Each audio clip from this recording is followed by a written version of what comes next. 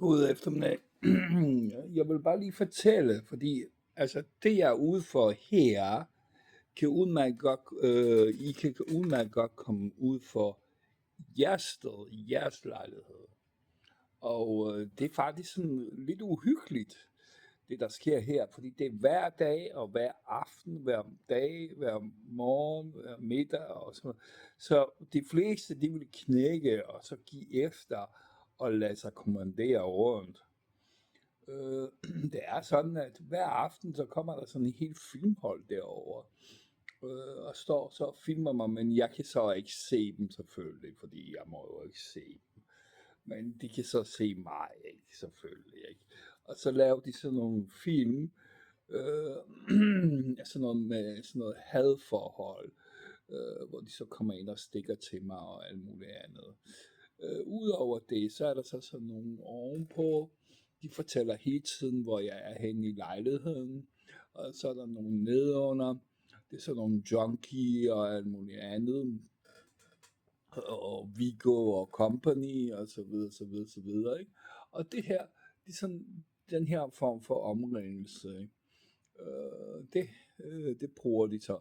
Så det er meningen så, at de vil så have, at jeg skal knække, og jeg skal så gøre, hvad de siger, og samtidig med, at de håner mig samtidig.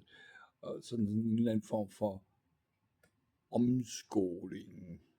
Lad os sige det på den måde. Ikke? Altså, de tænker, jamen det er Godfather, der bestemmer. Og det er Cabo, der bestemmer. Vi andre har ikke noget at skulle have sagt.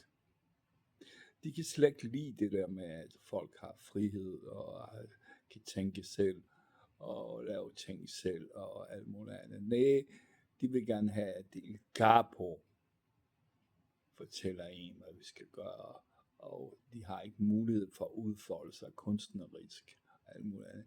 Det er sådan meget baseret på 40'erne og 50'erne, den måde, de levede på, og undskyld, dengang.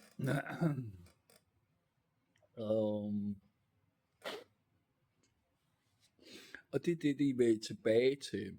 Så de har lavet sådan et hold, sådan verdensmæssigt, hvor de så vil tilbage til den her form for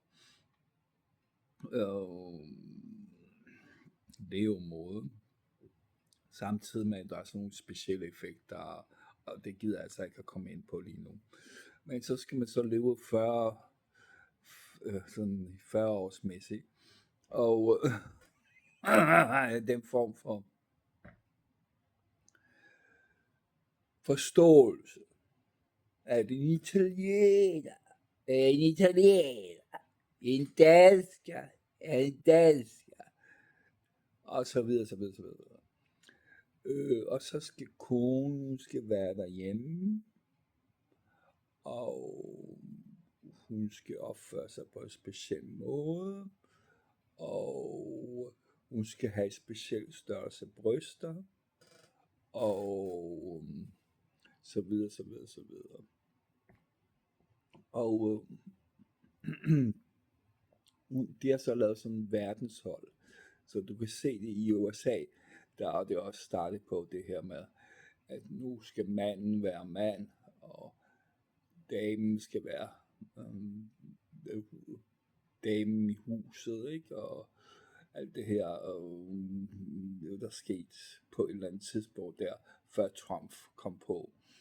Så var der sådan noget, og hvor de så også begyndte på at sige, jamen nu må de ikke få abort og alt det der, ikke? Så det er sådan nogle bevægelser, og de er altså ret så slemme, fordi de manipulerer folk ind i de her former for æsker, fordi selvfølgelig, jamen, som i de her æsker her, så må du selvfølgelig ikke have sådan for meget at sige med en mobiltelefon, og du må heller ikke have for meget at sige med en computer eller sådan noget lignende. Måske må du slet ikke have den, fordi det er dem, der har dem, og de reagerer sammen med de her computer, hvordan du skal være, opføre dig, gå, og så videre, så videre, så videre. Hvad mere kan jeg fortælle? Jo, så står de så tit så og venter på en, så når man kommer ud på gaden, så at det så kan fortsætte med at genere en. Altså jeg har en, ham der Viggo der, han render rundt sådan og siger til alle på gaden foran, når jeg går foran, hey, ham der, han er farlig, hey, ham der, han er farlig, og det er så mig, når jeg kommer gående. Så folk, de står og glor på mig, ikke? Og tænker på, at det er sikkert sådan en helt seriøs fyr, eller hvad det nu er, eller bullshit fyr, kommer gående der, og så videre, så videre, så videre, ikke? Og det er altså pisseirriterende, så hele vejen, så skal jeg så se på de her folk, der kigger mistænksomt på en, og skal lige teste en og alt muligt andet. Nå, men jeg vil bare lige sige det til jer, altså i den her forstand, fordi de er ikke kun 1 mod 1, nej, de er 25 mod 1, ikke? Altså, og så står de uden for vinduet, og man kan bare, det stinker bare langt væk, at de står uden for vinduet. Jeg vil bare lige sige det til jer, at de forsøger at få det her til at vælte det her med Danmark. Altså jeg kan jo godt lide det der med Danmark, og det er det sociale i Danmark, og det sociale, der er muligheden for, og hospitalsvæsen og så videre, så videre. Selvom nu er det faktisk tabt lidt. Før i tiden var det sådan lidt højere op, men nu er det sådan gået lidt ned i stjerner og sådan noget, ikke?